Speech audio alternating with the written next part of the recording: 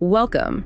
We're doing a deep dive today into the Russia-Ukraine war. It's August 2025 now, heading into its fourth year. And this isn't just, headlines. It's this really complex, sprawling thing, deep historical roots, and frankly, global effects reshaping our world. So our mission today, let's try and cut through the noise, get you a clear sense of what's really important.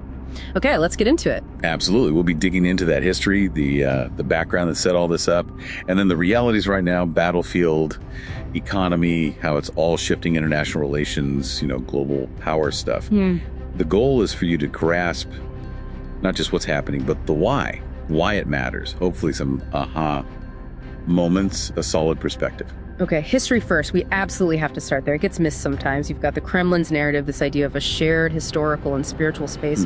But that just clashes, doesn't it? Clashes hard with Ukraine's own story, centuries fighting for a separate identity.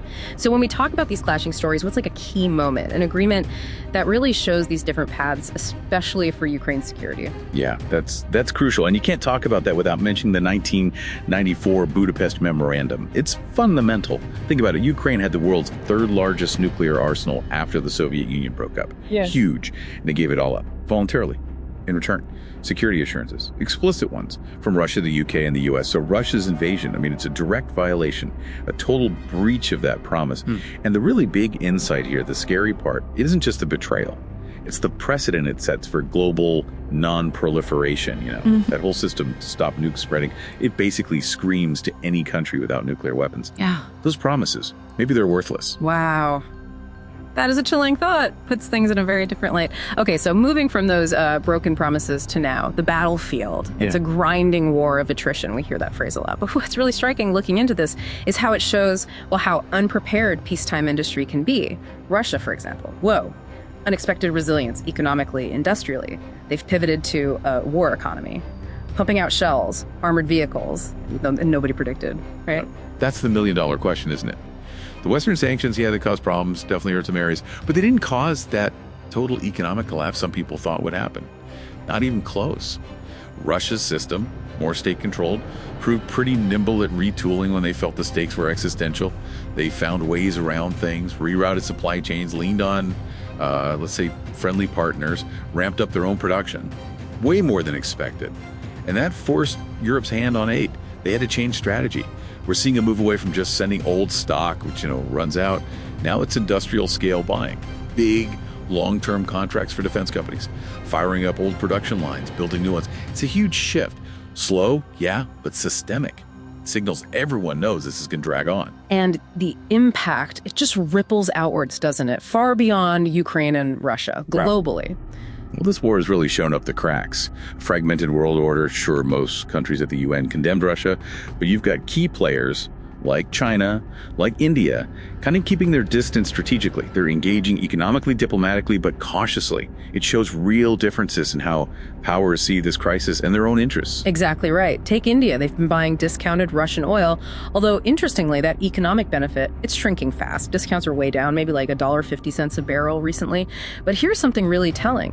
India's recent moves around August 5th this year, 2025, they made it easier to settle trade using rupees. Now, that's not just about oil. It points to something much bigger, a strategic push to build a financial system less reliant on the US dollar. It's about managing risk, asserting, more financial independence in this changing world order. Okay, so where are we now? Late August 2025, it's still this brutal stalemate. Tiny bits of land changing hands back and forth, and the human cost, it's just staggering. Hard to even process.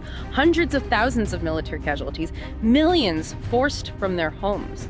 The total number, 9.4 million displaced people. Think about that. 5.7 million outside Ukraine as refugees. 9.4 million. It's almost too big a number to really picture the individual lives torn apart. It truly is immense. And when you connect that sheer human tragedy with the military situation, the economics, you start seeing maybe 4 possible ways this could end. Plausible endgames. 1, a frozen conflict, like a ceasefire line, but no real peace, just simmering tension, instability. 2, maybe some kind of negotiated deal, land for security guarantees perhaps. Hugely complex diplomatically, massive questions about precedent there.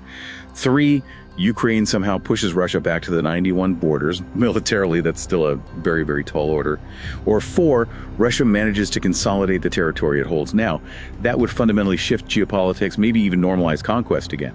what happens next, near term. It really hangs on whether Western military aid keeps flowing and these new diplomatic talks, like that recent U.S.-Russia summit. What comes out of those? So wrapping this up, what does it all mean for you listening? This dive, I think it shows how everything is connected, isn't it? History, narratives, industrial power, global money flows, international promises. It's all tangled together in this war, a complex web affecting everyone, everywhere. Yeah, the path this war takes, it really highlights that this isn't just fighting. It's a deep geopolitical and economic contest over what comes next, the future of international relations. Which leaves us with a pretty heavy question, doesn't it, for every nation? How will this war ultimately redefine security, the value of international agreements, especially for countries without that nuclear deterrent in this clearly evolving multipolar world? Definitely something profound to think about. Thank you for joining us for this deep dive.